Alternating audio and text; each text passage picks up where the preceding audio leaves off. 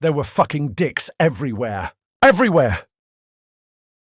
At first, nobody knew what to make of the small drawings that began to appear all over the station. They varied in size, shape.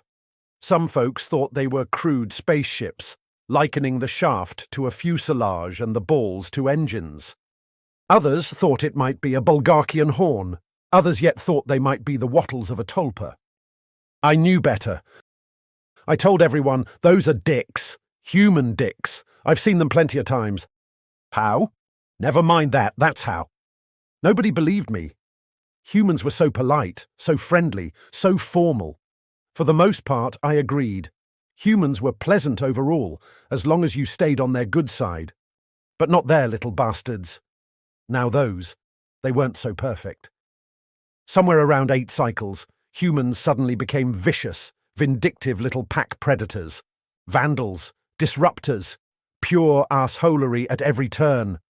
The little fuckers didn't have a good side, but only when they thought you weren't looking.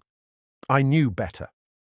I saw them day in and day out in my classroom, their parents eagerly ushering them through my doors, barely containing joy on their faces as they turned and pretended to not outright flee from their own hellspawn. They did not meet my eyes, for they knew the horror they were inflicting upon me. I stressed for months to anyone that would listen that this was the work of human children. How did I know? Because there was one student who every day would draw on his desk and at the end of the day erase it. But the outline of the smudge was unmistakable. A human dick drawn on a human child's desk. People began to question my sanity. I was pulled before the station's education board even, told I was being inappropriate and that my outside proclivities should not be finding purchase in my day-to-day life. But I knew it was this human child.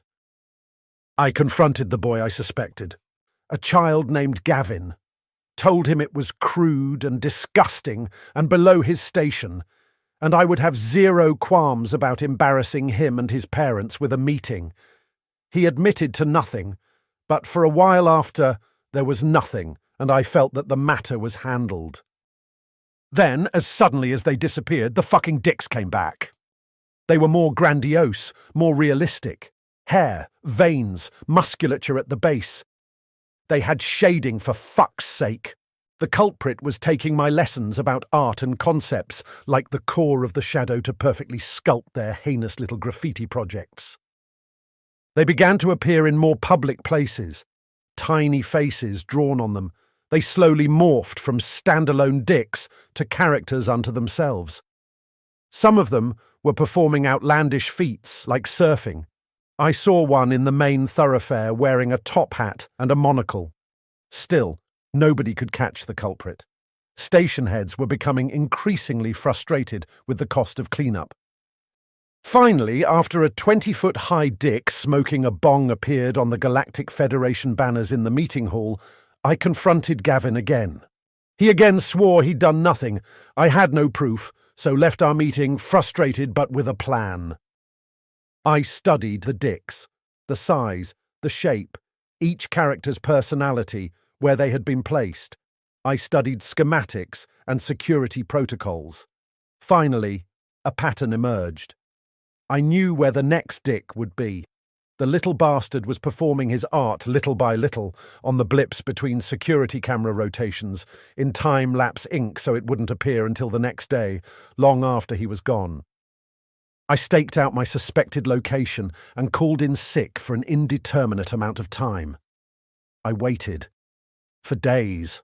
All through the night. Each day, new dicks. But I knew my spot would be hit eventually.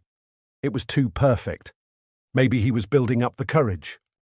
Finally, one night, as I was almost falling asleep and ready to call it quits, I saw movement. From the shadows, out slunk Gavin, time-lapse spray cans in his hands. Aha! I jumped out and snagged him by the arm. Red-handed! Gavin hung his head in shame as I marched him down the hallway to my classroom and seated him at his desk. Do you have any idea what you were about to deface? I asked. No, Gavin said. Some Crawley portrait? I was beside myself. Boy, You were about to deface the only portrait we have of the galactic founder, Zebron Thralpo himself. It has incalculable value to not only the station, but to our very civilization itself. We have it on loan from the Senatorial Museum." Gavin said nothing, just fixing his eyes on a point behind me and smirking. I slammed a tentacle down on his desk, making him jump and look back at my face. "Why are you drawing dicks on everything?" "I don't know, sir. It's just something I've done since I was little. Any time I'm bored, my hands just start drawing dicks. I can't control it." "That's no excuse." I took a deep breath and sighed, reminding myself that this was a child. "Do you have any idea how much your graffiti has cost the station?" "No?" "Over 1 trillion credits, Gavin. 1 trillion. Now, you might have laws against indentured servitude on Earth, but the Federation itself does not. 1 trillion credits has you, your mother, and your father working for the next 200 cycles to pay it off." He glanced up at me, panic in his eyes. "Please, sir, I'll stop, I promise. I'll talk to the ship counselor." I closed my eyes and huffed. "Far be it from me to doom an entire family to slavery, Gavin, but this has to stop. I'm not going to report you. Unless this continues, do I make myself clear?" "Yes, sir. Thank you, sir." "Good. Now get out of here." I waved towards the door. Gavin stood quickly, gave a hasty bow, and scrambled to the door. I sighed and sagged against the desk. I glanced down and saw a smudge beside my tentacle.